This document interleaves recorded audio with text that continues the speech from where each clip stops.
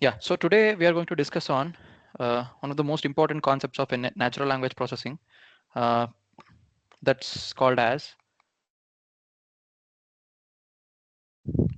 part of speech tagging. In a way, this is not an end-to-end concept, but this is mostly used as one of the most important uh, pre-processing step for most of our NLP tasks.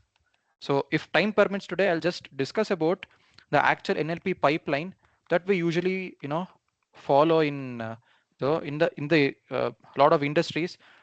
How does this actual real-time NLP pipelines work? So in all of these pipelines, post tagging is one of the most important step of pre-processing. So in a way, this is very important, right? Now let's again start understanding this with some examples, and then we'll slowly build on to the concepts.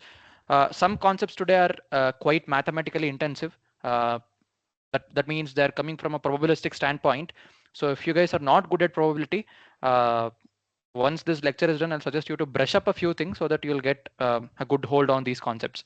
Now let's just get started. Imagine you're reading a sentence like, there is a sentence: time flies like an arrow, right?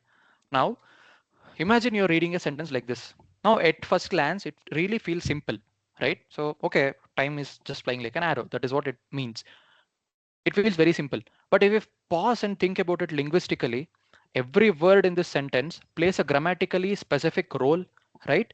So here, time is a noun, flies is a verb, like this is preposition, I believe. An is called as a determiner, and arrow is what? This is a noun.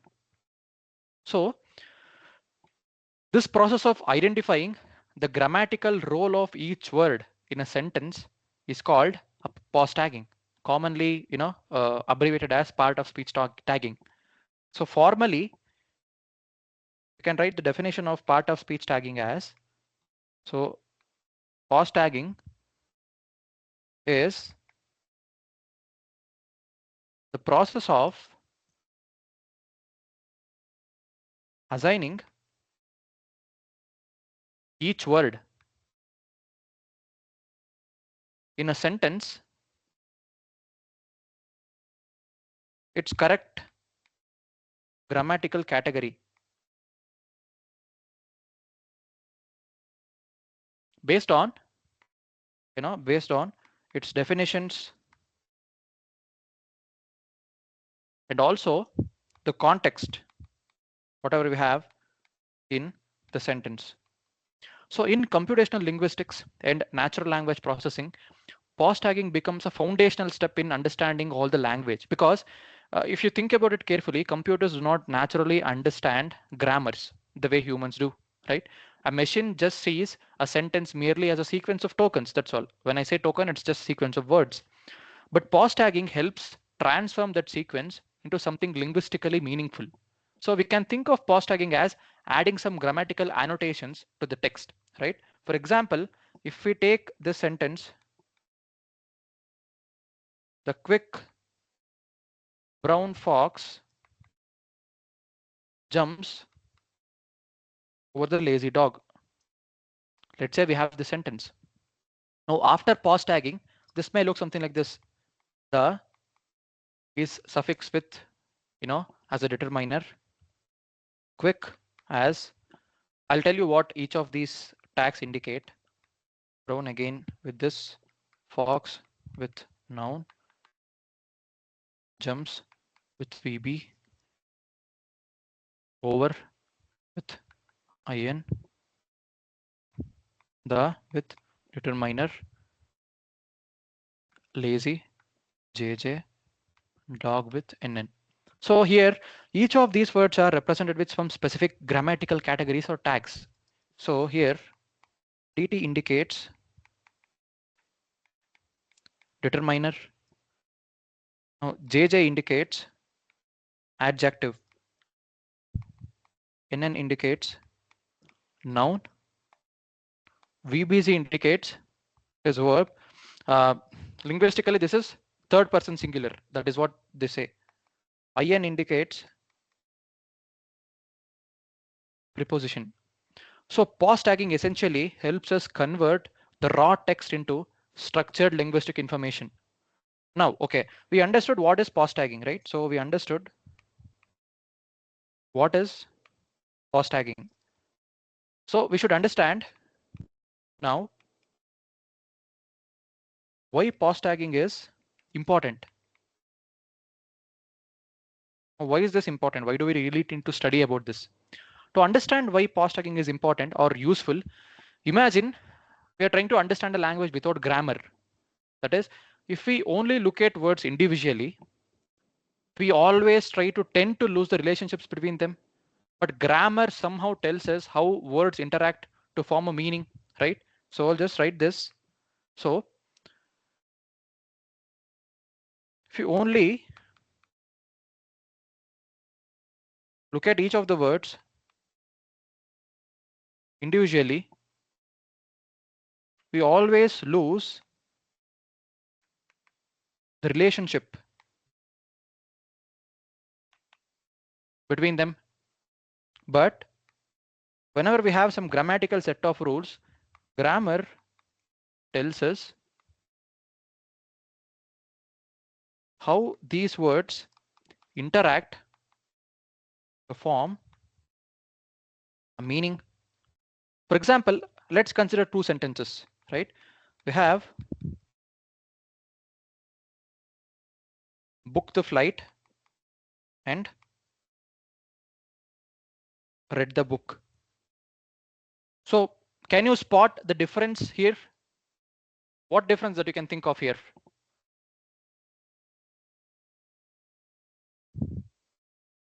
What difference that you're seeing here between these two sentences with respect to the word book? So in the first sentence, the word book indicates it's a verb, right? It's some kind of an action. Whereas book here is a noun. So a machine that simply looks at the word frequencies, they cannot really detect this difference. But if we have a pause tagger, which can analyze the context around the word and determines its role, it is very useful for us.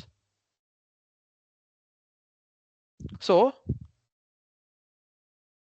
the primary use case of pause tagging is it helps us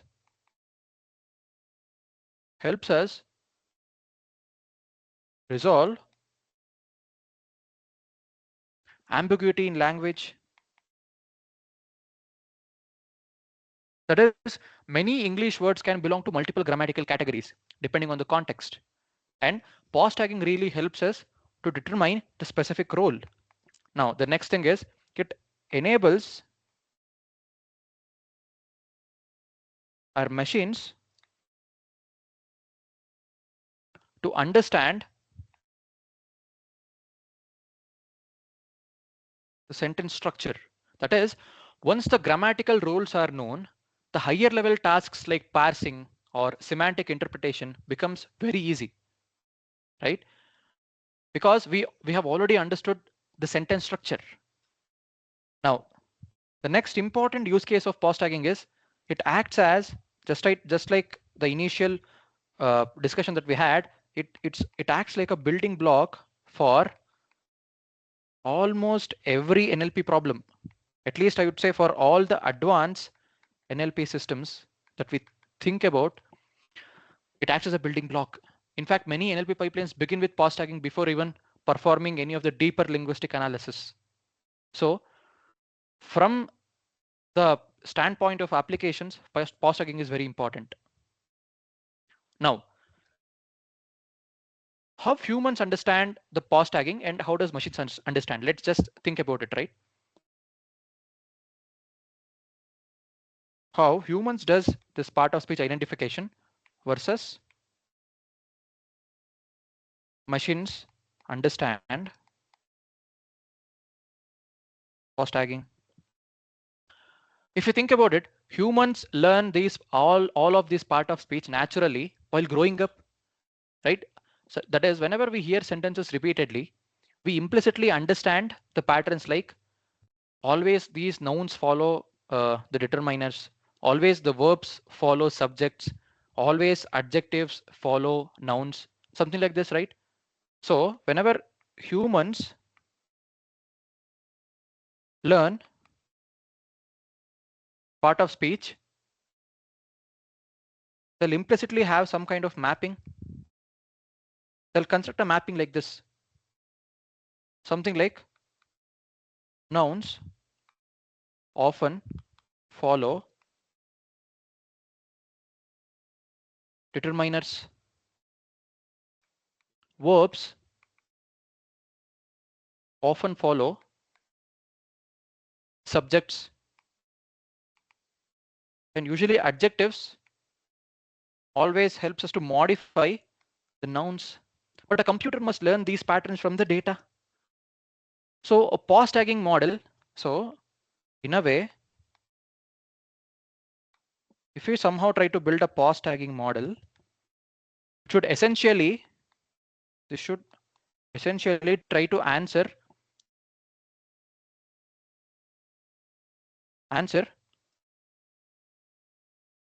the following question. Just write what the question is. Following question for every word. That is, given the word and given the word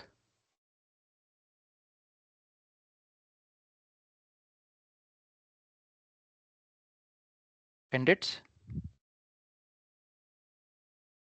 surrounding context, what is the most probable grammatical category?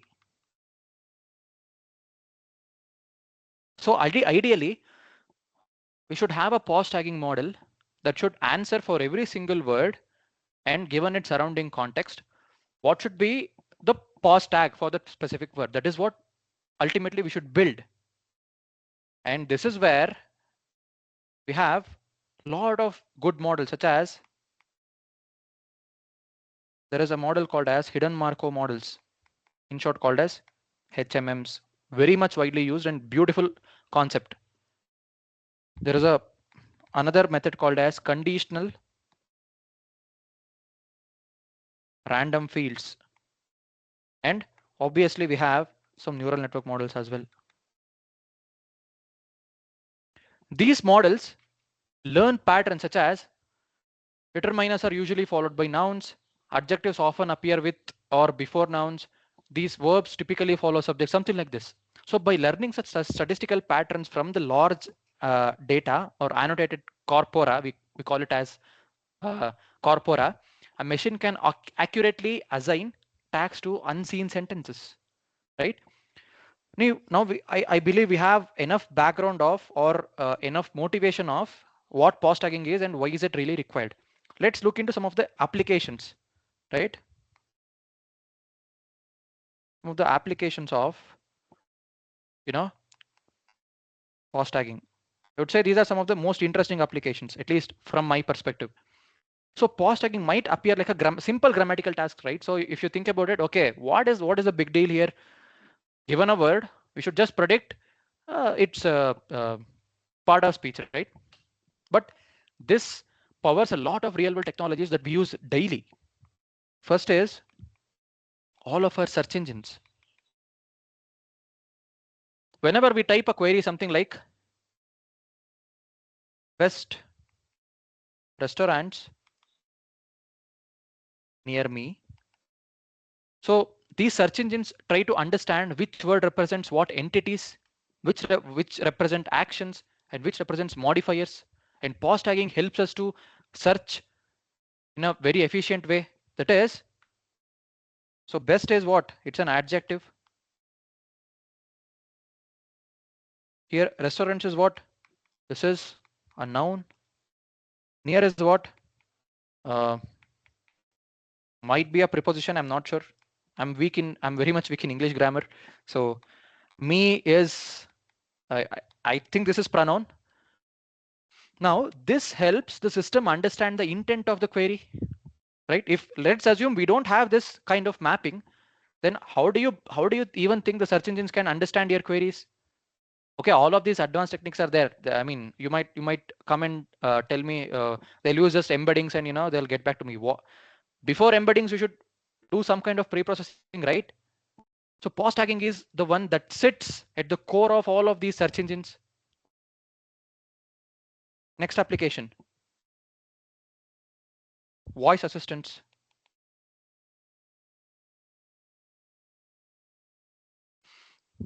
Voice assistants, we all know, right? So we have Siri, Alexa, Google Assistant. They rely heavily on post tagging. Let's say you set a command or you tell a command, set an alarm for 7 a.m. So now again, the system must identify what is the action, that is set, what is the object. It should set an alarm basically. And basically we have the time expression, that is 7 a.m. So here the pause tagging helps the system recognize what is a verb, what is a noun, what is a modifier before even performing some deep semantic parsing here. Now, next example, machine translation. Whenever we translate between languages, the grammar matters enormously, right? For example, if I have a sentence something like, how are you? Now, if I try to translate this to another language, we should first understand how are you, what are they indicating basically, right? Let's take another sentence. I think instead of this, let's say she is cooking dinner, right? So if I really want to translate this to another language, let's say Hindi, I should really know she is what this is pronoun. He is cooking is a verb. Dinner is what? Noun. Noun. With, with this pause tagging, I can easily translate this to Hindi. वो खाना पका रहा है, something like this. Now, if without pause tagging, how do you even think the translation systems produce? So it may produce grammatically incorrect sentences. So all of these early statistical translation systems, they relied heavily on pause tagging. Now, I mean, now all of them, they use the transformer based models. So all of our earlier statistical traditional systems, they relied heavily on pause tagging. Next application, information extraction. Now, companies often analyze large volumes of text, such as news articles, emails, or reports. Now, suppose a system wants to extract some, let's say, a company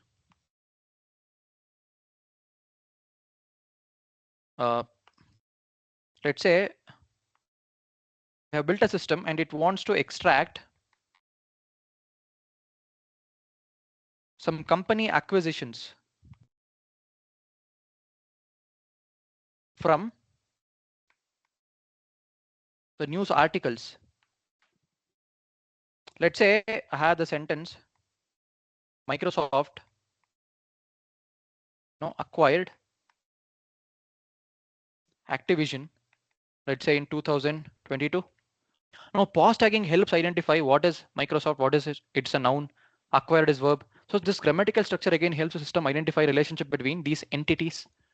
Now there are a lot of applications. So in a way, to summarize, a beautiful way to think about pause tagging is, I always have this example. So think about language is like musical composition, and all the words are my different notes in music. But without knowing the role of each note and without knowing the role of each note, now the melody of the song, it just becomes chaotic. So pause tagging provides the musical notations of the language. So it tells us which word acts as actors, which represents actions, which describes properties, and which connects the ideas together. So once these roles are identified, a computer can begin to understand a language in a very structured and meaningful way. Right? So any doubts, any questions so far?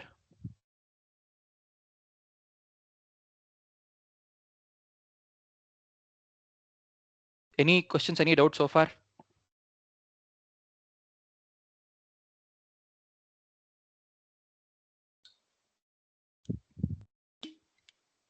I'm not seeing any chat messages. Am I audible, guys? Am I audible, guys?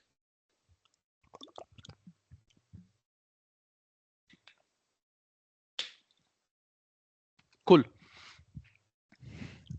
So we understood that we had a very good discussion of what is pause tagging, why is it useful. Now let's understand the next concept. Right? Suppose we'll understand now. We'll start understand the concepts of Markov chains. Now, suppose I tell you that today in Bangalore it is raining. Now, based on this information alone, what do you think the weather tomorrow will be? So, let's say today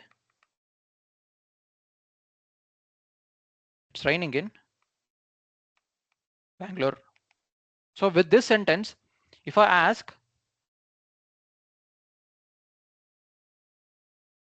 what is the weather tomorrow? Now, what is your likely answer? Just think about it. What might be the likely answer?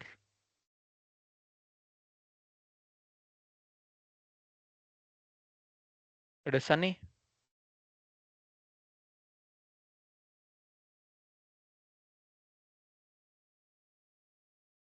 Okay, there are three possibilities here, right? Some people might say uh, it might rain again. Now, some people might say it might become cloudy. Some people might say it might become sunny. Now, suppose I tell you that yesterday it was raining as well. Now, with this sentence, does your prediction change for tomorrow? Does your prediction change for tomorrow with this sentence? No or yes? If yes, why? No.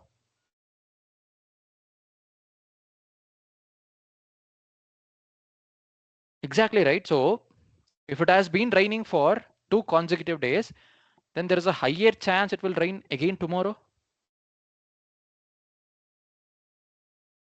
Right? We are not saying it will definitely rain, right?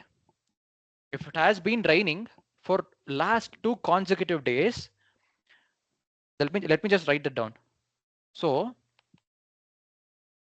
if it has been raining for 2 consecutive days, we can say there is a higher chance that it will rain tomorrow. So at this moment, we'll understand something very fundamental, right? When humans make predictions about the future, we usually rely on the current state of the world rather than the entire history. That is, we do not really analyze every weather pattern from the last 50 years, right? Before even making a prediction for tomorrow. Instead, we mostly rely on the present condition. So this idea leads us to a very powerful concept in probability and machine learning called as a Markov model. Now, what is this Markov model? Let us just define this mathematically. So this is a Markov model is it's a mathematical model. It's a mathematical model that is used to describe systems that move between different states over time, and the probability of the next state depends only on my previous state.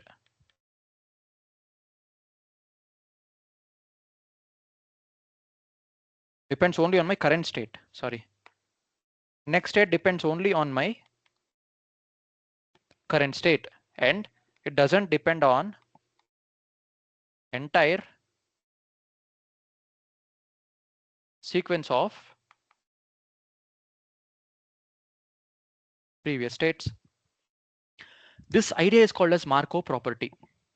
That is, in simple words, I can say the future depends only on the present, not on the past. Suppose if we denote each and every states in our system as S1, S2, S3, so on till St. Now the Markov assumption says the probability of observing a state at timestamp St, given I had all my previous states as St minus 1, St minus 2, so on till S1, is same as probability of St given St minus 1. In other words, I can say the probability of the next state depends only on the immediate previous state. This assumption may sound very simple, but it makes many complex problems computationally tractable and traceable. Now, let's just build some intuition using some real world example, right? Suppose, imagine uh, we are building a simple weather prediction system with only 3 possible states. Let's say we are building a simple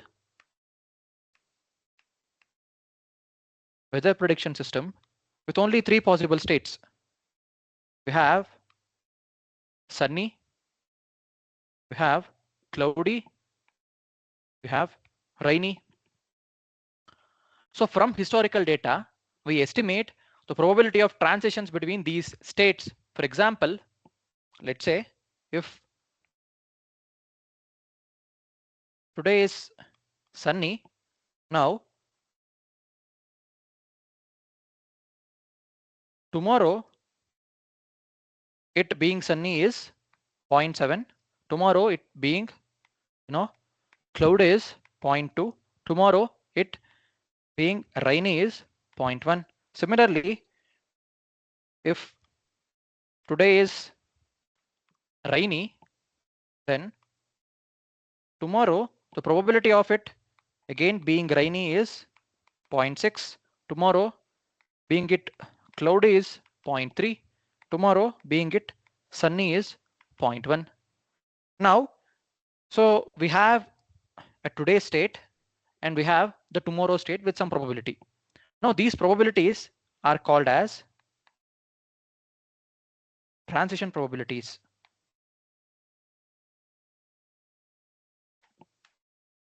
They tell us how likely the system is to move from one state to another state. Now we can represent this using a transition matrix. We call it as a transition matrix. Now here we have the current state, that is sunny, cloudy, and rainy. Now these are going to be my next states: sunny, cloudy, and rainy. So from the data, from the transition probabilities that we have, we can write this as 0.7. From sunny, tomorrow being cloudy is what? It is 0.2. If you see here, today being sunny, tomorrow being sunny is 0.7. Tomorrow being cloudy is 0.2. Tomorrow being rainy is 0.1. So if you see row wise, it would sum up to 1. This is, let's say, 0.3. This is 0.4. This is 0.3. This is, let's say, this is 0.1. This is 0.3. This is 0.6. Now, this simple probabilistic structure is the core idea behind all the Markov models.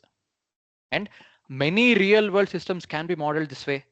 For example, not only just weather forecasting, all the stock market regimes, all the user behavior on a website, the speech signals, biological sequences like DNA, and all of this are a part of Markov models.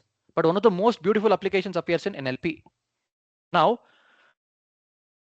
we understood with respect to weather, right? Now let's understand this with respect to our language, right? That is with respect to NLP. Now consider there is a sentence, right? There is a sentence. The dog barked loudly. Let's say this is my sentence. Now if we assign some grammatical roles to each and every word, that is the past tags, that would become my determiner, dog would become my noun, so barked would become my verb, loudly would become my, I think this is adverb. Now imagine you want to predict the part of speech tag for each word automatically, right? That is what we want to predict ultimately. That is what we want to build a model for. And if we think about it, a very interesting observation about a language is that the pause, the part of speech tend to follow some patterns, right? For example, all these determiners are usually followed by nouns. There are some patterns. That is, all these determiners are followed by nouns. That is, the, dog, a car, this book. Similarly, the adjectives usually appear before nouns. For example, beautiful city, large house. Now, if we know the previous, so from this, what we can do is, if we know the previous part of speech, we can often predict the next one with high probability, right? So what I can now write is, from the Markov chain property, if we know the previous pause tag, can often predict the next pause tag, next one, with high probability, right? For instance, after a determiner, the next tag is often a noun. So we can model a pause, so we can model these pause tags as a Markov chain. For example, can model something like there is a determiner that follows an adjective that follows a noun. Noun is always followed by a verb and end. So here each tag depends probabilistically on the previous tag. And this is exactly the structure the Markov model captures. However, there is one complication here, right? When we read a sentence like, let's say the sentence is, the cat sleeps. What do we actually observe? We observe the words, right?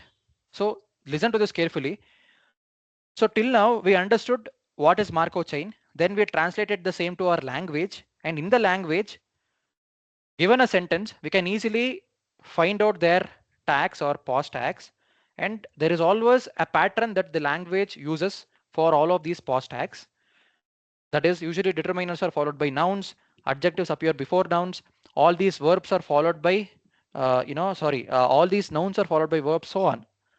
But if you think about it carefully, whenever we have a sentence, we just observe these words, right? We can only see what the cat and sleeps are. We really cannot see what are the part of speech tags. So what we observe are just words, but all of our pause tags are kind of hidden. That is, we cannot really see it. That is, we do not directly observe them unless the data is manually annotated. So in reality, there are two sequences happening simultaneously, right? So in reality, there are two sequences happening simultaneously. One is there exists a sequence of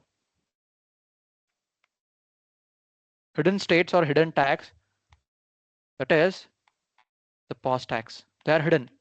You cannot really see it. For example, determiner followed by a noun followed by a verb for this sentence. We cannot really see it.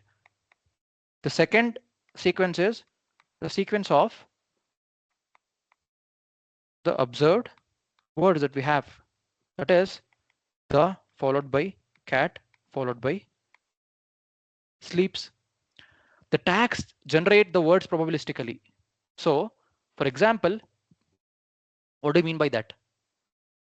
The, the tag noun will help us, might help us to generate words like dog, cat, no, horse, so on. Similarly, if you take the tag verb, from this tag, we are able to generate the words like run, eat, jump, and so on.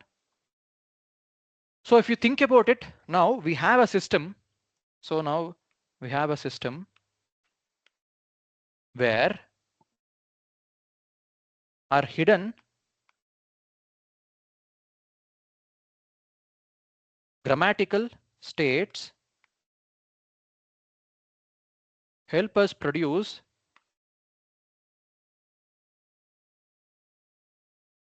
observable words. Now this leads to a very powerful concept of Markov model called as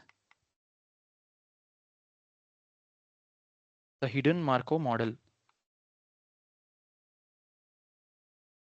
Now what is this hidden Markov model? So by definition,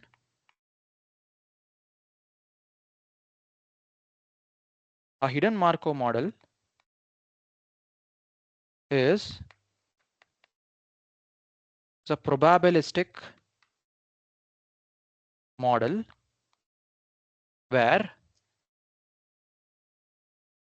the system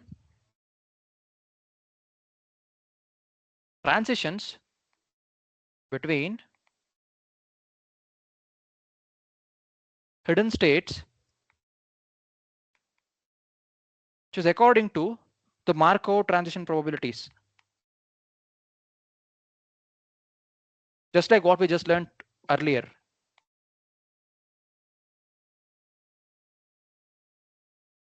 And each hidden state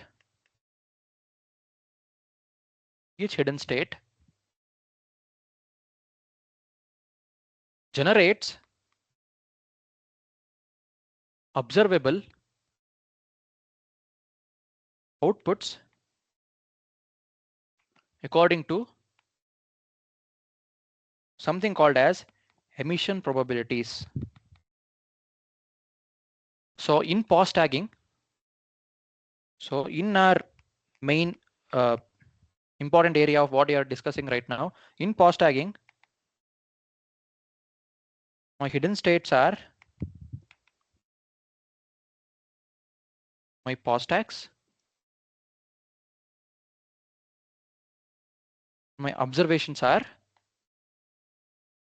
words in a sentence. And there are two key probability components here.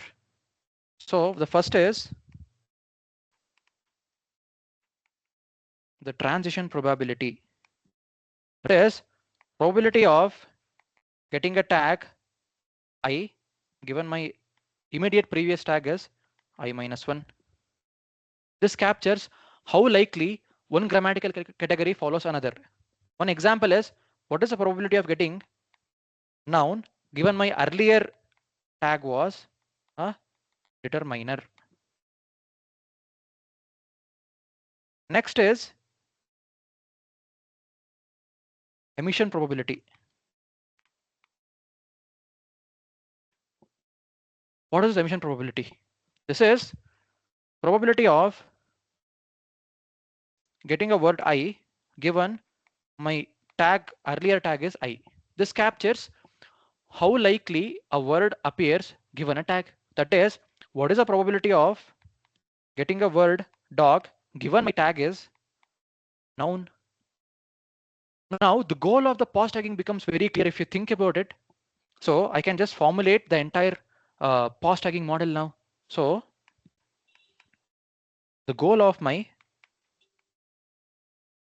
pause tagging model is now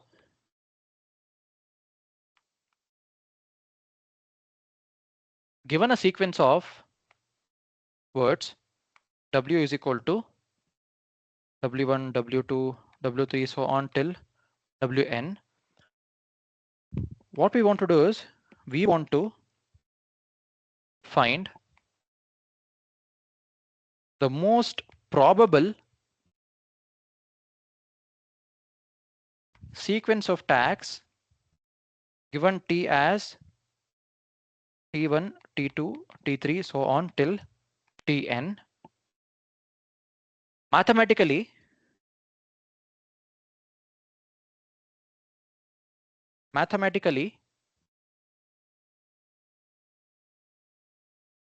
we want to somehow maximize probability of finding the most probable tag for a given sentence, that is p of t given w.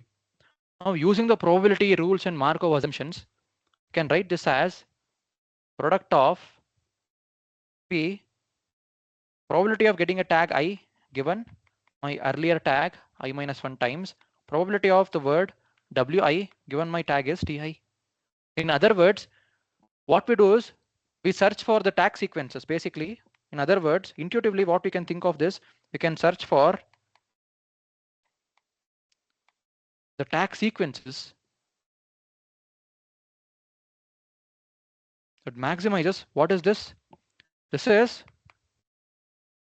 my transition probability, that is probability of going from one tag to another tag in my hidden Markov model. This is what, this is my emission probability. So in a way, we are trying to search for that tag sequence that maximizes transition probability times emission probability. Now to effectively compute this best sequence, we use, there are multiple methods. One is the heuristic method. Next is an efficient dynamic programming based method. And this method is also famously called as Viterbi algorithm. So at this point, we just want to summarize the intuition for all of you. Markov models help us model the sequential dependencies. Language is inherently sequential. Words and grammatical structures, they often appear in predictable patterns.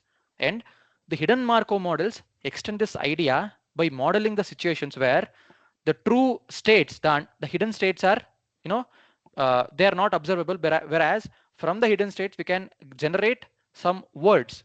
And in pause tagging, the grammatical tags are hidden states, and the words that we read are the observations from that states. Are the things clear so far? Any doubts, any questions?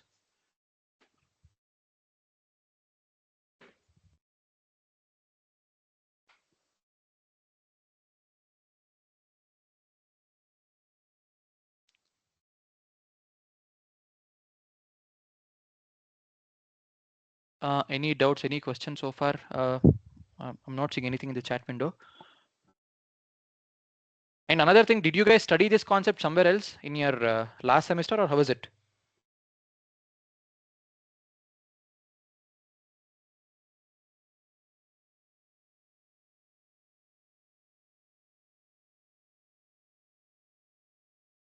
Okay. What is ACI?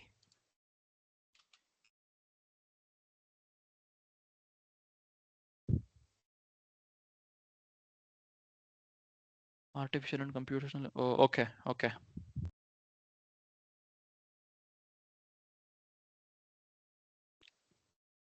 Cool. Then I think you guys might be in a very good position to understand the next set of concepts. So the next thing is we'll take a small data set. We'll try to construct each of these, whatever we have learned so far. Basically, we'll try to construct what is the hidden state, what are the observations, what is the probabilities, and so on. And yeah, we'll then try to see how does the heuristic method works, how does our DP method works. Basically, the Viterbi algorithm works. Okay. And then if time permits, we'll just see a code example. And for your exams, you'll definitely going to get a numerical on um, this pause tagging. So it's pretty important either from your uh, exam point of view and as well as from a practical standpoint of view as well. Okay.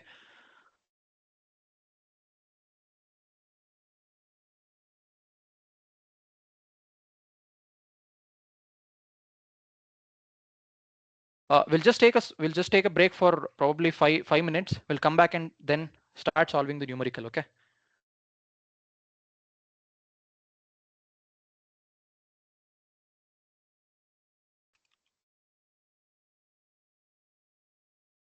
We'll just take a break for 5 minutes, guys.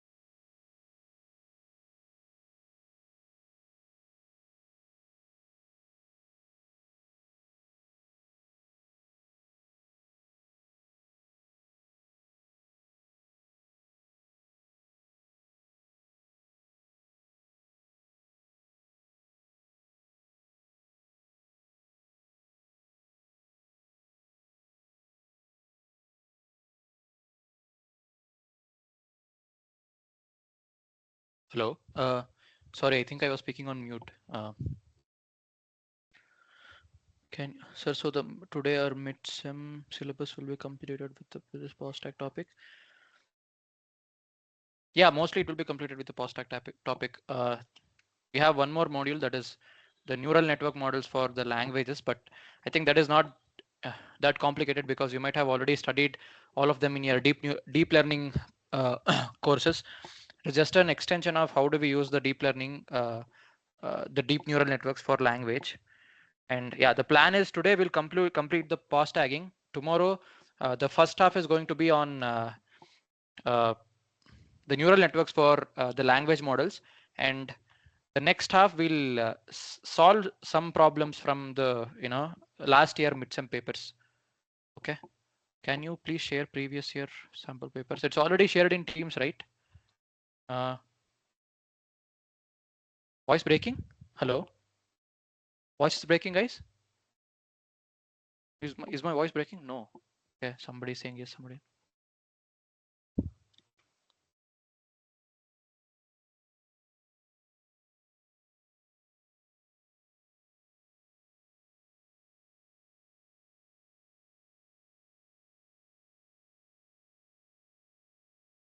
Yeah, we'll definitely do this. So uh, now we understood the conceptual way of what post tagging is and how everything is there, right? So the next step is we'll try to solve a sample problem basically on the post tagging. Okay. S- Screen share stopped. Oh, second.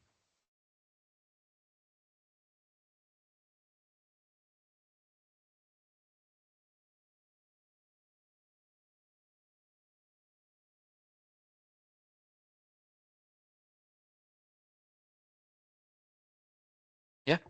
Okay. So let's assume uh, now let's solve numerical example. I think with this all the things will be clear. Let's say Ram loves bits. Can Ram Google bits? Will Ankita Google bits? And let's say we have another sentence. Ankita loves will. Let's say we have these sentences. Now we also have a sentence something like this. Will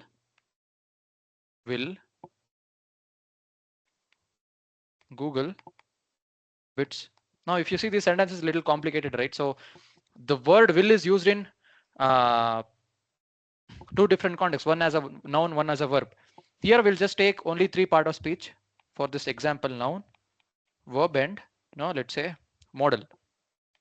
This is noun, we indicate it as V as M, right? First, from this sentence, we'll just try to label all of the nouns, right? So let me just change a color. So Ram is noun. Again, Ram here is noun. This is noun. This is noun. Along with this, bits is also noun here. This is also noun. This is also noun. Ankita loves will. This is also noun.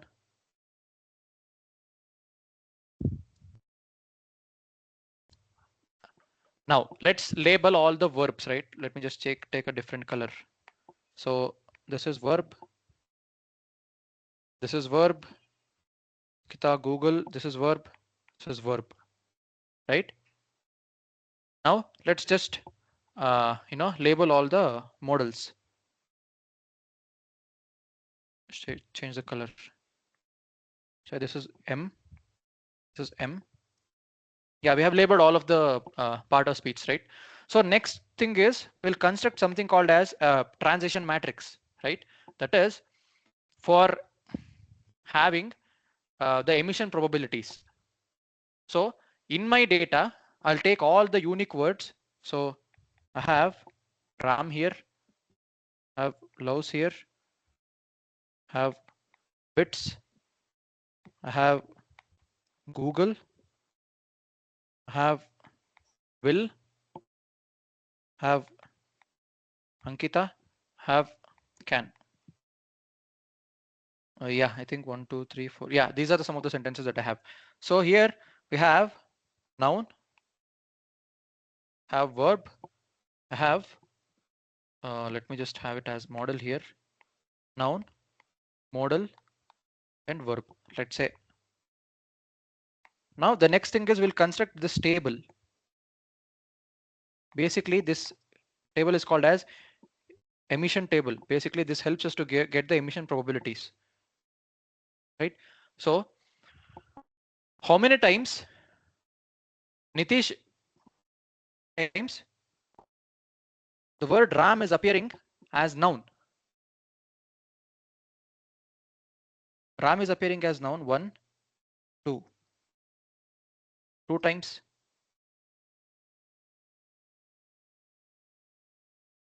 How is Google not a noun?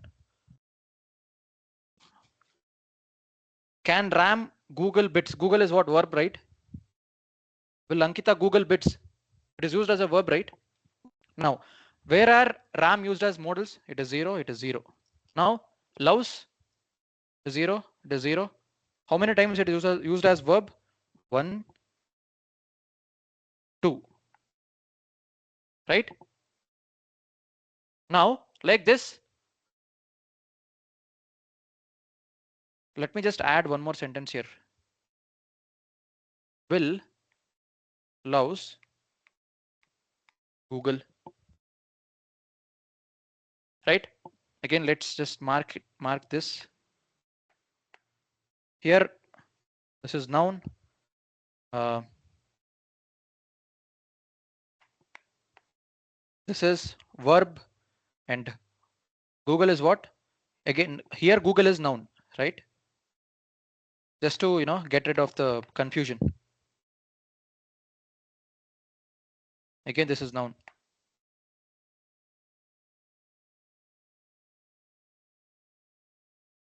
So I think the counts gets increased one by one everywhere. Now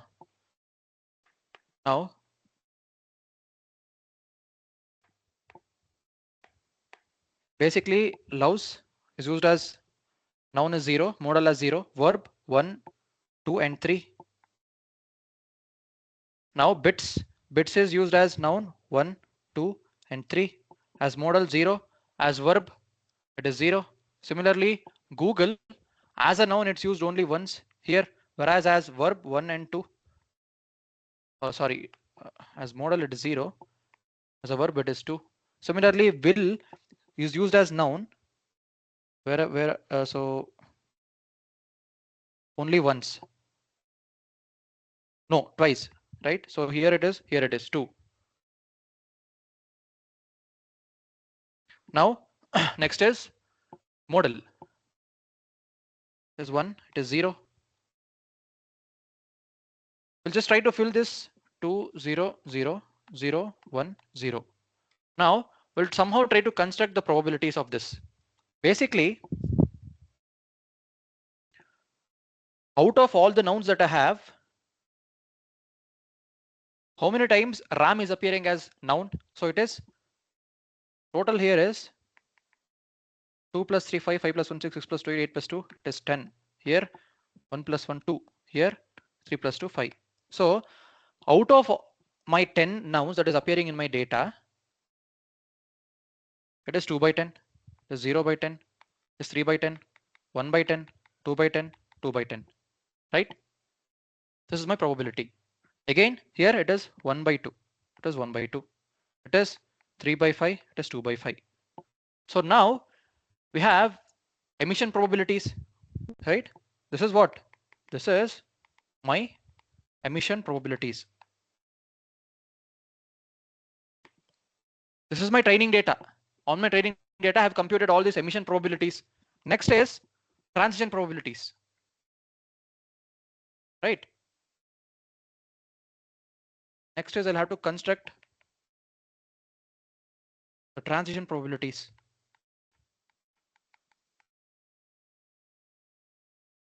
Now for each sentence, what I'll have to do is I'll have to add start and end, start and end. So everywhere there is a start tag, everywhere there is an end tag. So basically the transition probabilities are, so given a start tag, have a noun tag, have a modal tag, have a verb tag. Similarly, noun, modal, verb and end tag. Right. Now I'll have to fill up this table now. I'll tell you how. So in my data, let me just zoom out a little bit. In my data, how many times from start have transition to noun? So this is 1, this is 2, this is 3. So from start, 3 times I have transition to noun, and from start 1 and 2 have transition 2 times to modal, to verb it is 0, and for end is 0.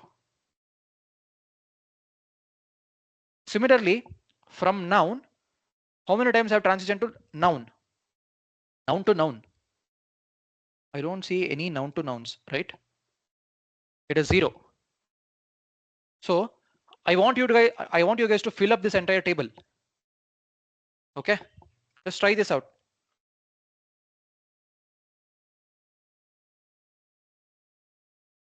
It's a good exercise.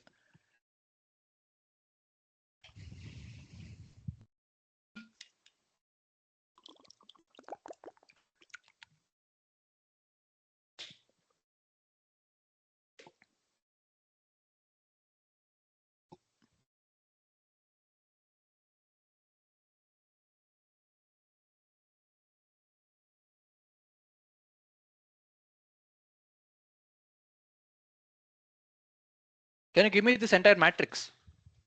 Give me this entire matrix.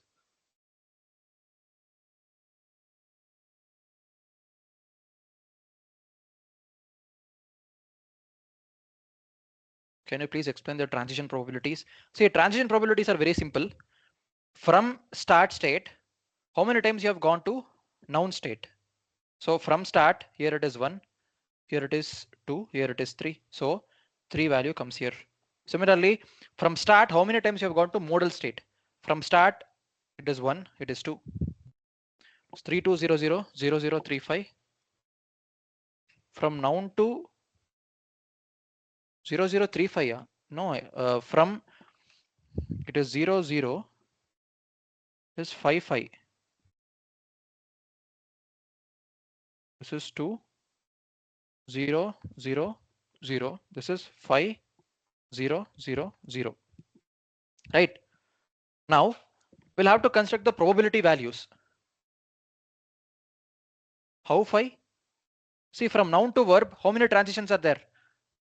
Let me just take a different color here, right? So I'll just take this color. From noun to verb, it is 1, right? Here it is 2, here it is 3, here it is 4, here it is 5. There are 5 transitions. Very simple, guys. It's very trivial math. So if I compute the probabilities, so I'll compute, if I compute the total values here, just try to zoom this a little bit. Now this is total is 5, it is 10, it is 2, it is 5. So out of my 5 transitions from start, 3 by 5 times I'm going to noun, 2 by 5 times I'm going to modal. So out of 10 times that I have my current state as noun, 5 times I'm going to verb, 5 times I'm going to end state. Similarly, out of 2 modal states that I have, I'm going to modal states itself. Similarly, if I'm in verb state right now, the next state going to noun is 5 by 5. Basically, I'm just constructing the probabilities. Now, once we have this, we'll construct the state diagram, right? So we have the start state, we have the end state. So We have noun here, we have verb here, we have the modal here. So from start you can go to noun, you can go to modal, you can go to verb, you can also go to end. From noun you can come to noun, you can go to verb, you can go to modal, you can go to end. Similarly, from modal you can go to modal, you can go to noun, you can go to verb, you can go to end. Similarly, I can draw multiple transitions like this, right? So I think I haven't completed this, but you can easily think about how the transition diagram looks like, right?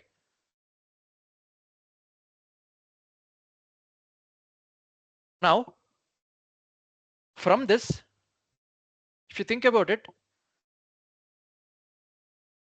from the state noun, you can get all of these words. So RAM is there,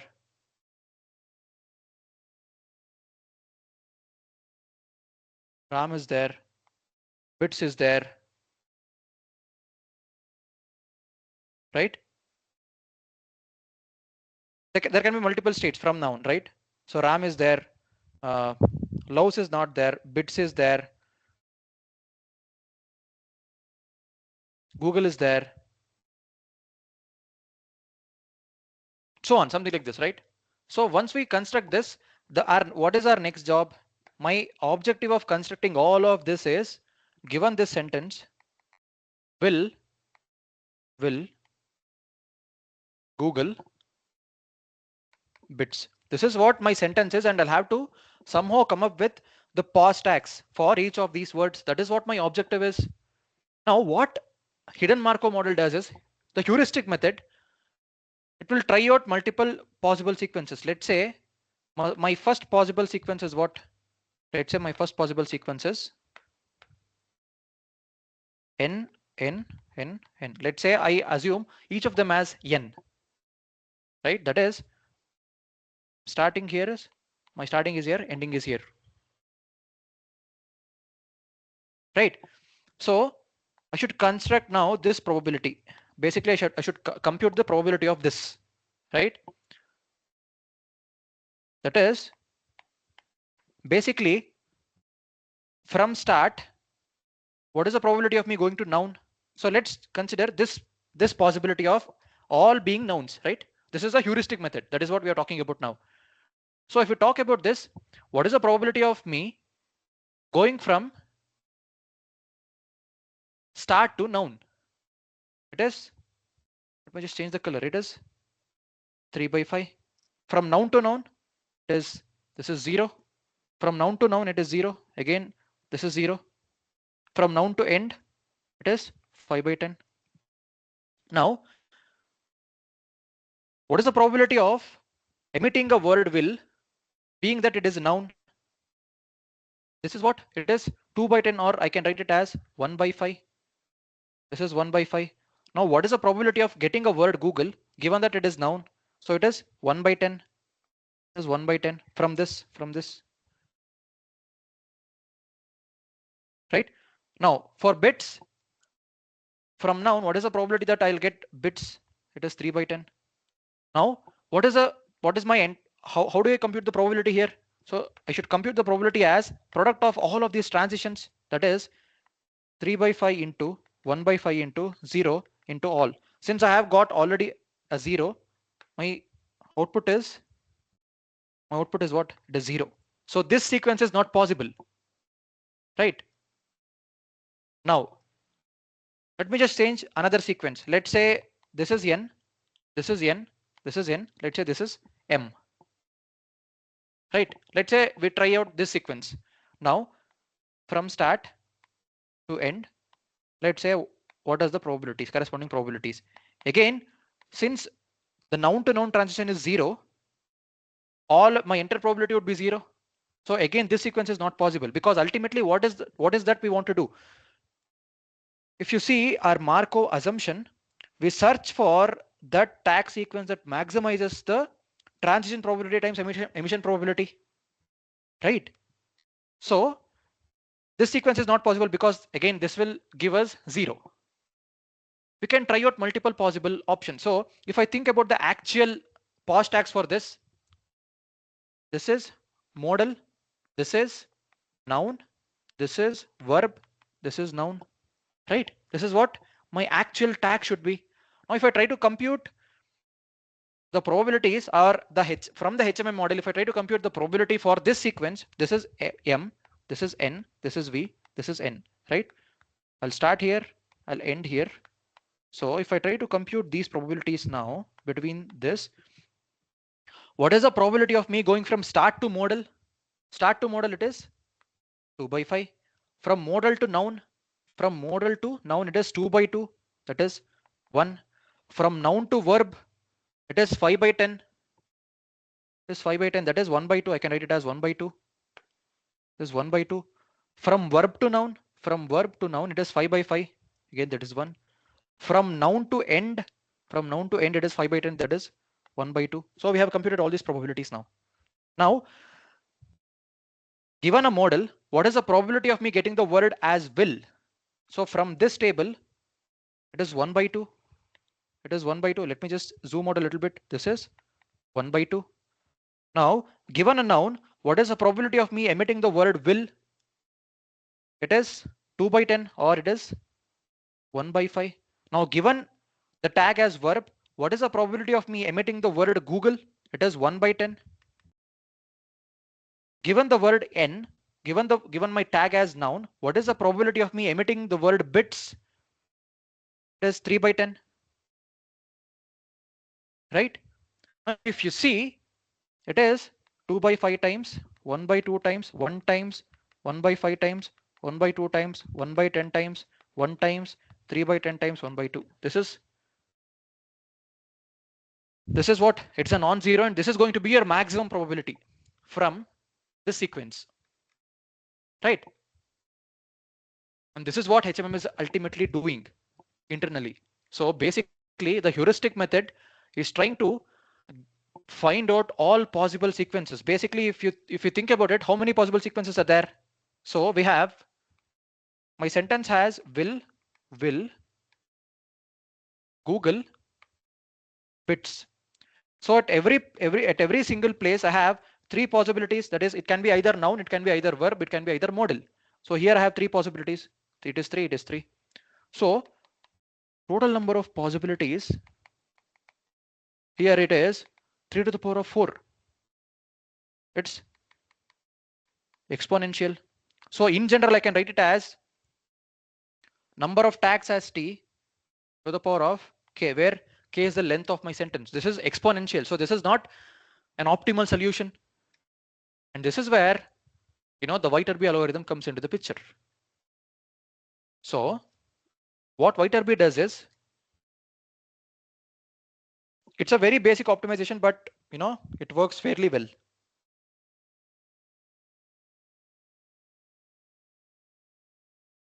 So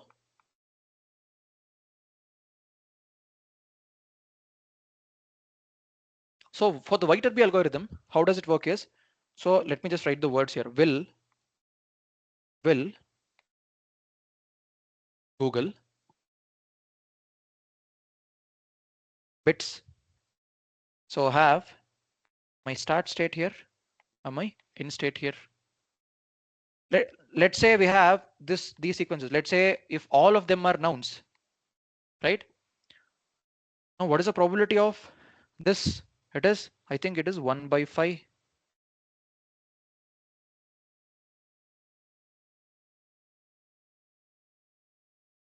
Given it's a noun, what is the probability of me getting the word will? It is 1 by 5.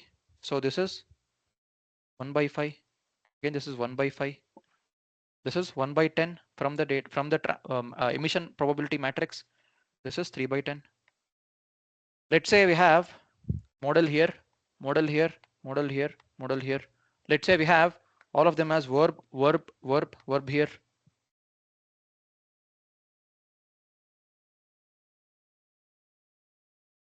So Now, what does Viterbi algorithm do?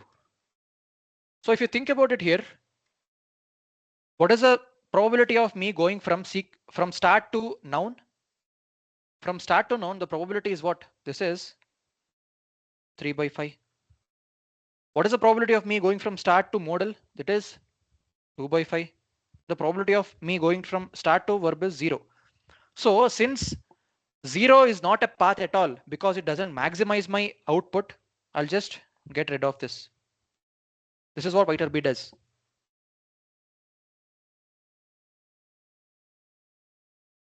So again, from noun, from this state, let me just have it in round. Let me just represent these states. Now from this I have three possible states. From noun I can, let me just change the color. From noun I can go to noun. From noun I can go to modal. From noun I can go to verb. But if I see my noun to noun is what? It is 0. So there is no point of me going into this path because this will reduce my probability. So what is the probability of me going from noun to modal? From noun to modal, it is again 0. So again, there is no point of me going from this to this because the probability of this transition is 0. So again, I'll just get rid of this. So what is the probability of me going from noun to verb? From noun to verb, it is 5 by 10. From noun to verb, it is 5 by 10. So I'll take this path. Now, from this path as well, I have three possibilities, right? I can go here, I can go here, I can go here. From modal to noun, the probability is 2 by 2. That is 1. So this path is possible. From modal to modal, it is 0. So I don't take this path because it is useless. So this path is not there. From again modal to verb, it is 0. Sorry, it is 0. So I don't take that path. So as of now, I have two paths. One is from start to noun, noun to verb, from start to modal, modal to noun. So in this way, my entire sentence would be iterated, and out of all of them, whichever maximizes my probability of getting the tag sequence, that is what is the output. Okay.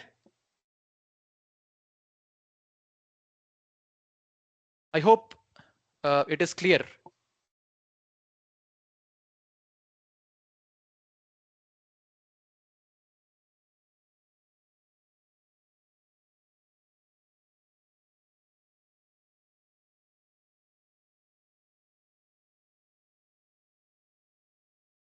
Now I'll just open up the window for questions if there are any. Okay.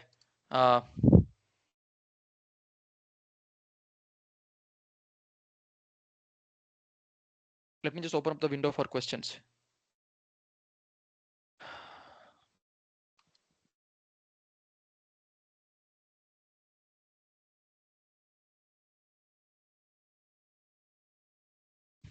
Please go ahead, guys, if you have any questions.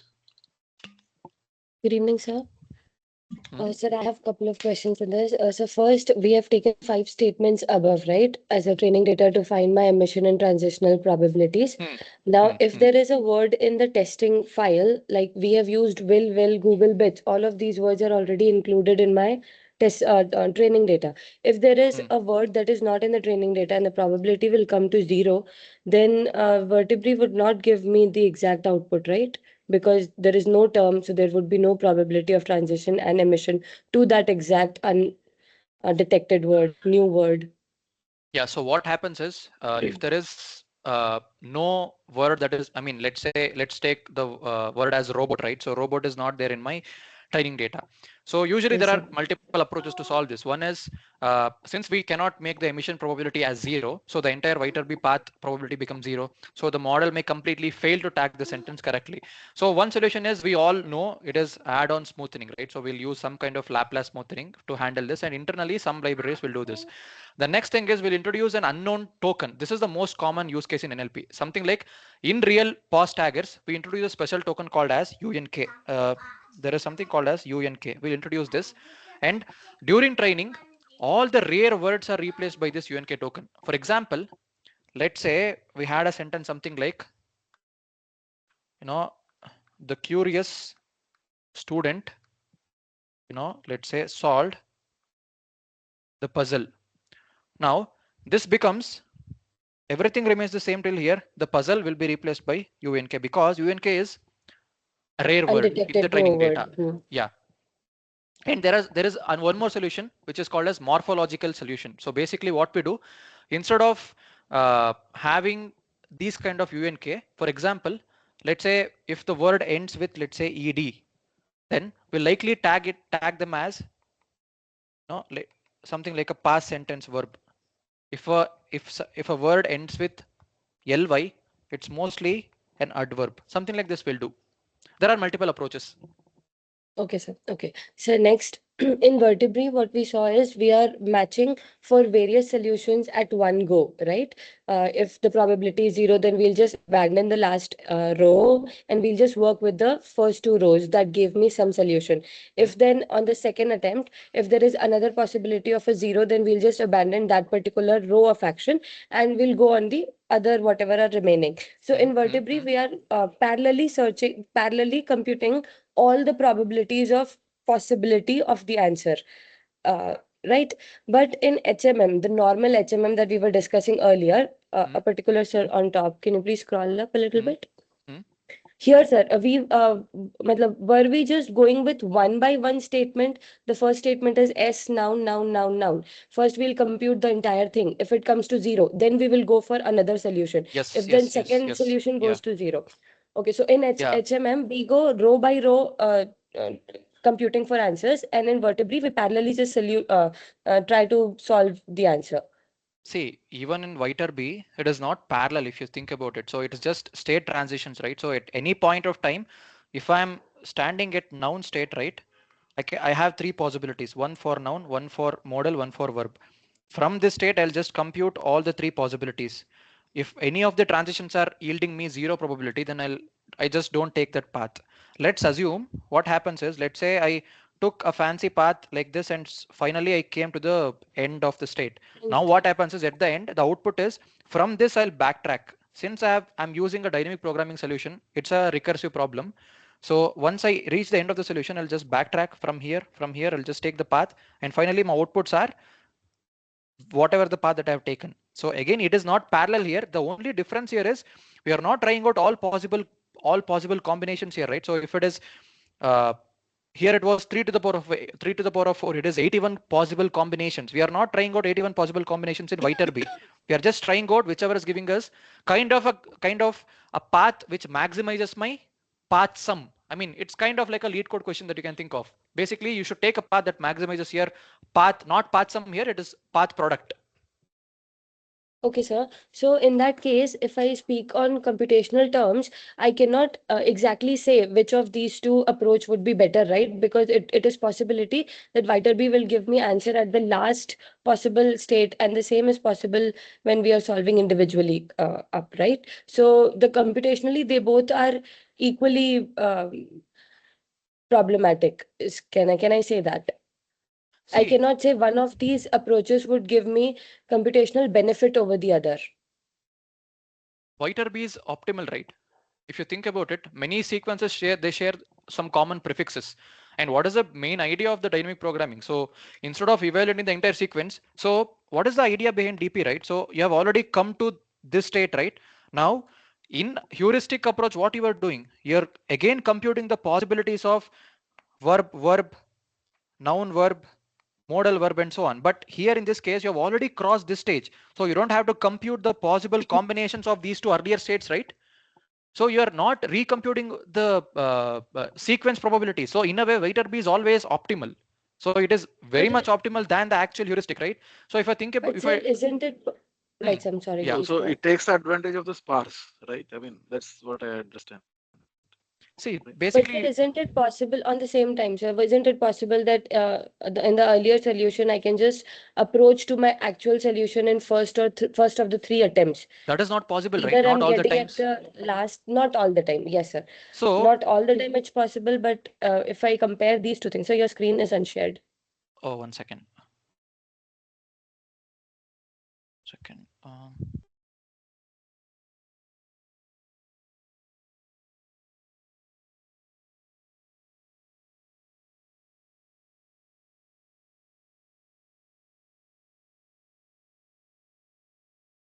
Is it visible now? Yes, sir. Yes, sir. Yeah. So if I Okay, talk then. about brute force, so you can generally this is O of n to the power of t, right? What is n? N is the number of tags that you have in English, and t is the number of words, right? So this is not at all optimal, right? So if you take the Viterbi, so roughly I can say the time complexity is O of n square times t. You can just try to derive this, because ultimately it's just a matrix. In the matrix, you're somehow trying to find a path that maximizes your product, and also you're somehow trying to take the advantage of the sparse paths in your matrix, right? So in a Right, way, sir. Viterbi is always optimal. I mean, it's an arguable Absolutely. point always, right? Right, sir. Right, sir. Thank you so much. Sir, would you please Yeah. scroll up a little bit to the state diagram that we drew? Right, sir. So now, based on our transitional and emission probabilities, we don't have anywhere, we cannot say that we have a direct connection from S to E, right? But here, Mm-hmm. irrespective of that, we are Oh, still drawing a line see, from S to E. i- So do we this is have this to is show just the zero state diagram also, or this is we just should for only the show? demo sake. Okay, This is sir. just for the demo sake. That is not the actual one that is representing. So you So are expected to what we should show be, in the exams. You are expected to show these matrices. That is, this is what important is, because let's assume you get something like this of like a similar problem in your exam, right? So if you have 5 sentences and if you have 10 unique words, then your transition diagram would just, it would be a complete mess. So all that matters is your transition matrix and emission probability matrix. That's all. And your final calculation of the probabilities. That's all is required. okay, sir. So, sir, this state diagram will only depend on the transitional probabilities, right? Because we saw S to M, S to N, N to V. We are not actually seeing the probability of the emission probabilities here while drawing the state diagram. Mm-hmm. Is that right? Is that what we can say here? Can I conclude this line that state diagram is only dependent on um, the transitional probabilities? I think this is stage transition diagram, right? This is a transition diagram, and also all these are hidden states, right? I mean, if we think about it logically, these states you cannot really see. The only thing that you can see is these sentences emitting Down out of these bits, pause yes, sir. tags. That's all. Yes, sir. And in a way, uh, I mean, I'm talking about not the exams. In exams, you're not expected to write this. We just expect this matrix to be written. But when you're coding, I'll just show you a code example in a while. So in that, you'll get a matrix something like this, where you have all these tags, and from that you'll see the transition probabilities along with the path. I hope it answers your question. Yes, sir. Yes, sir. Thank you so much. So we can call this as just state diagram. We don't have to mention it as another word called as state diagram. I'm sorry, transition diagram. We don't have to say it as a state diagram separately. Yeah. Okay. So thank you so much, sir. Thank you. Hello. Am I audible, sir? Yeah. Yeah. Please go ahead. Sir, I have like a couple of things. Like one is around the post tagging. So the post Mhm. tagging, I really wanted to understand about the language agnostic behavior. So what exactly we see as in from the language agnostic standpoint for the post tagging, or let's say if I'm writing a speech translation or something, there could be multiple languages. So how post tagging will work? Will I maintain a list of all the words and some sort of a dictionary? As in, I really want to understand on that. Yeah. So when we talk about pause tagging being language agnostic, right? So we are essentially trying to answer an important question. So we are ultimately asking, can the technique work across different human languages or not just English, right? So the answer is Correct. yes at the conceptual level, but I can say no at the surface level, because all these languages will differ in their structure, right? So the core idea of pause tagging is we should understand what the noun is, what the verb is, and so on. And almost every natural language expresses these kind of rules. Although, the exact forms and rules will differ, but again, uh, in Hindi or let's say in Tamil, so it definitely differs. And coming to the implementation side, it is very good for the language English, and I believe there are some of the European languages. But apart from that, for Hindi, if you see, it is not of great support. So you can feed in a Hindi sentence or a Turkish sentence, but the pause tags for them that you'll get from the library is not that great. So coming to the language agnostic, it is very good for English and some of the famous European and Chinese languages, but not for our Indian native languages. Okay, okay, that makes sense, sir. And also, I think, can I also assume this HMM model and also are they like some sort of a, are we training them and then testing and doing some, because I really want to understand, Mr. Can it be like a case where they are overfitting or some sort of, they are just producing the same output or they are memorizing so much that every time they're just predicting the same thing? Are they learning or are they just producing the probabilities basis that, or as in, so if you can just help me Yeah, understand on so that part what as well. happens is if you are trying to build some very simple information retrieval systems or a very simple search engines, there you are using these HMMs and ultimately you're computing the probabilities. So the probability of overfitting with an HMM model is very less because you're ultimately trying to optimize the the path that will maximize your transition time submission probabilities. But in the real world, we are not using HMMs. We are using some kind of deep neural networks to understand, okay, this is the pause tag that we are getting around this context. So in a way, Mm-hmm. we are using some kind of transformer based models for doing even this and not the HMM models. So that is why I told you HMMs were used as earlier statistical techniques for doing all this pause tagging, but now we don't really use this much until and unless the situation demands. Okay, okay. So neural model is always a preferred choice as compared to HMM, right? Yeah, uh, there are two. I mean, if you have heard about the Sarvam AI and Yeah, right. some Sarvamai. Bharat Gen or something like that. There are these two are basically the language translation models that is very specific and very native for Indian languages. And what I was studying when I just studied about them, so they were trying to somehow use a combination of HMMs plus the deep neural network models for giving you the accurate translations of Hindi, Tamil, Telugu, so on. Right. Okay, okay, sir. Yeah. Thank you. Yeah, sir. Sir, Sir, yeah, sorry. Please go ahead. yeah, Sir, in exams, in exams, will we be asked like given five sentences, will be um, asked to predict the heuristic or whatever of the actual tag which we are expecting for a particular sentence? Uh, you won't be given like 5 sentences. You'll be given like 2 sentences, and with 1 or 2, maximum 3 to 4 words. And also you'll be given these probabilities directly.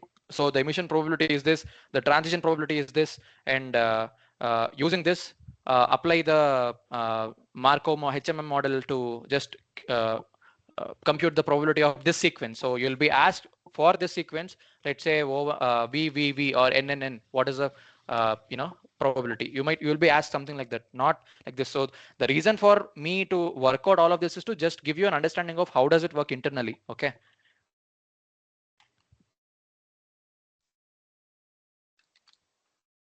I sir, hope it answers your question. Here, sir, in case of transition example, probability, can you go to the diagram which you've created below? Hmm. Yeah. So we are choosing from the maximum probability, that like from the start, what is the maximum, and then we move to the next state. Over here, sir, again, let's say if you see the start tag, from there, the maximum probability is for the model. Let's say 2 by 5. From model, if we see the maximum probability is for, again, noun, that is 2 by 2. But from noun, we are seeing there are two equal probability. For verb, it's 5 by 10, and for the end of sentence, it's also 5 by 10. In case of this match, if there are two equal probability, then how the decision is being considered? Yeah. So you're asking for the heuristic method or for For the Vita B. the Yeah. in the Viterbi, I mean, if there are two paths that has equal probability, it will choose any one of them, right? How does your recursion code backtracks? How does your backtracking problem works? So let's say you travel to two. Let's say you travel on one path, you get something, you just end it there itself, right? So you don't even have to go to the second path. Only if you come back from the path from the, let's say you travel to last but one step, now you find that, okay, traveling to the next step is yielding me lesser probability, then you backtrack and choose the next path that is giving you the equal ones. It's very straightforward, right? Okay, sir. Yeah, thank you. Just Sir, one for the actual tag, like here we are seeing will Google bits. So we know that first is a modal and second is a noun, and Mm. third is a noun, and fourth is a sorry verb, and fourth is a Mm. noun Mm. again. Mm. So for that case, so every time in both heuristic and VAR-TV, so we'll be getting the same output, right? Same probability, because Uh, we know the actual tag, right? you should be getting the same probability. Yeah, also, sir, for the same example, will Google Bits, right? If Mm. something similar comes in the exam, Mm. should we Mm. consider the first word will as noun or the verb? I mean, in exams, you won't be getting these kind of ambiguous sentences. You'll be getting a very simple, very straightforward ones. Even if you get it somehow, you can just write your assumption and you can just go ahead with whatever your answer is. Okay. Okay, got it. Yeah. Yeah, okay. Yeah. I'll just try to show you a sample code snippet, and we'll just end up this lecture. So I'll just share my screen. Let me know if you guys can see the uh, code screen. Sir, just one small question. You have written here probabilities 3 to power 4. I think I missed that word.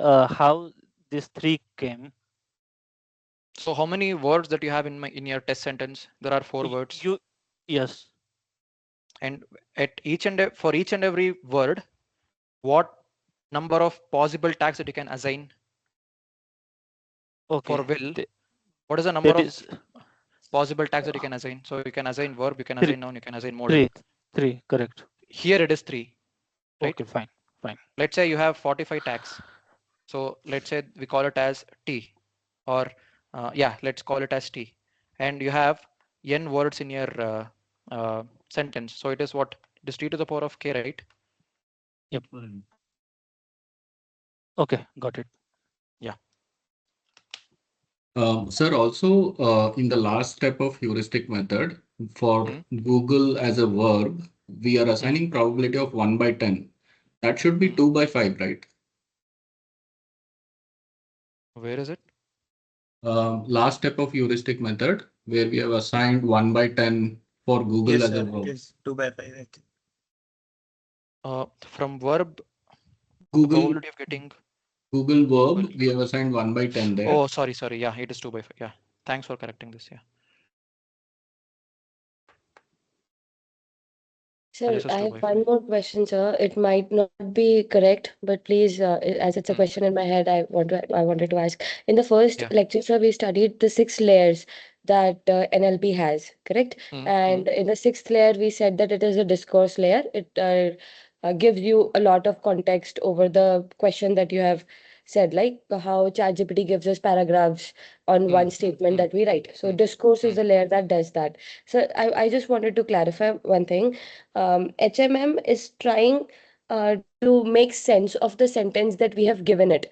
So, can I say that now we have already Mm. concluded that we are not in the real world, we are not using HMM now. Now we are using transformers. That is fine. Earlier, uh, can I say that HMM was the model that was just above the discourse layer, so that the context can make sense, and then it would gather all the information from internet over that particular context. So, matlab, HMM, after that discourse will come. Can I say that? Is Yeah. it the So right?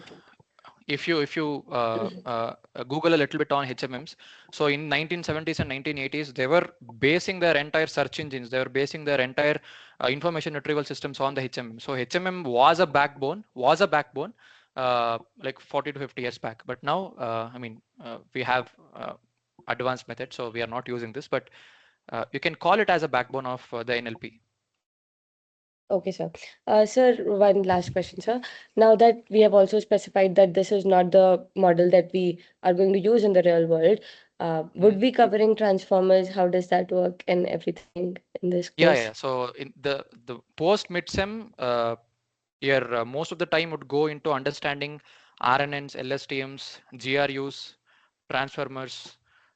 Yeah, your course handout has some portion of it, but my plan is to cover all of them because uh, there are other things that are not that relevant to the NLP market, but these are very much relevant to the current job market. So we'll spend a lot of time extensively in understanding all of that. Yeah. Thank you so much, sir. Yeah. I'll just disable the mic and we'll just see the code and we'll just wind up for today's lecture. Let me know once you guys can see my screen.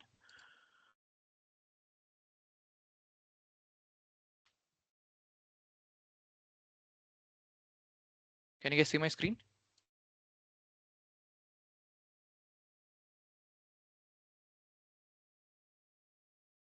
Somebody saying yes, somebody saying no.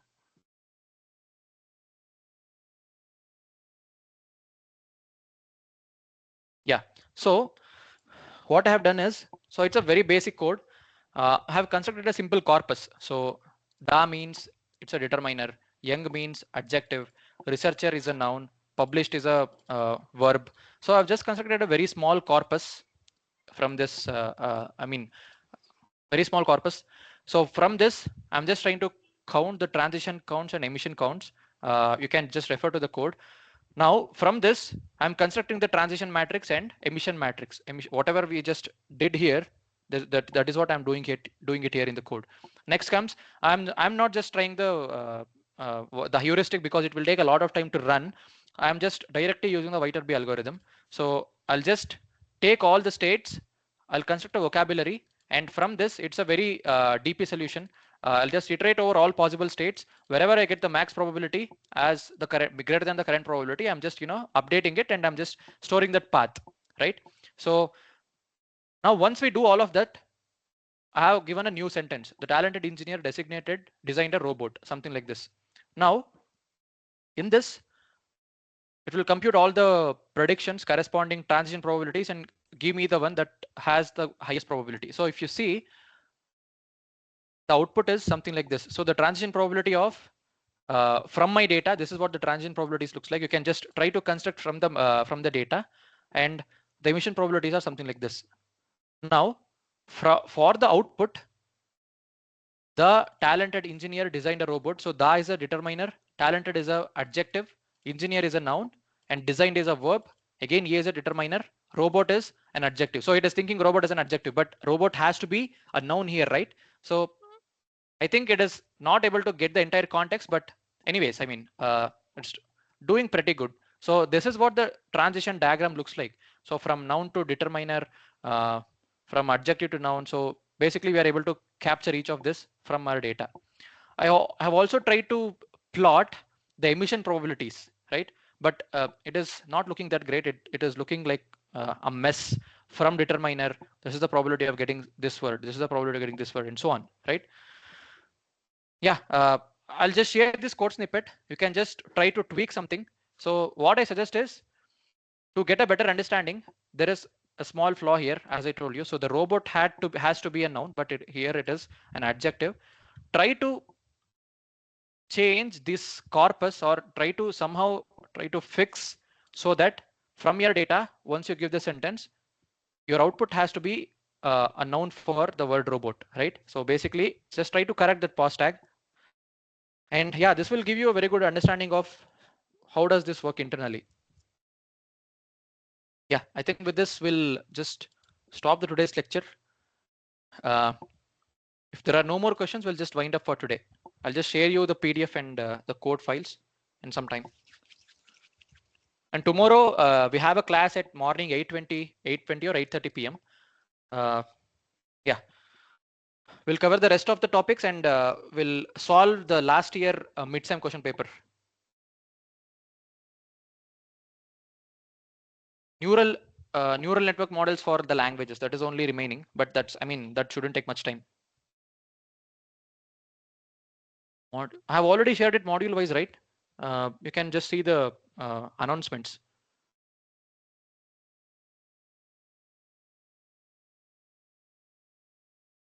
Yeah, sure.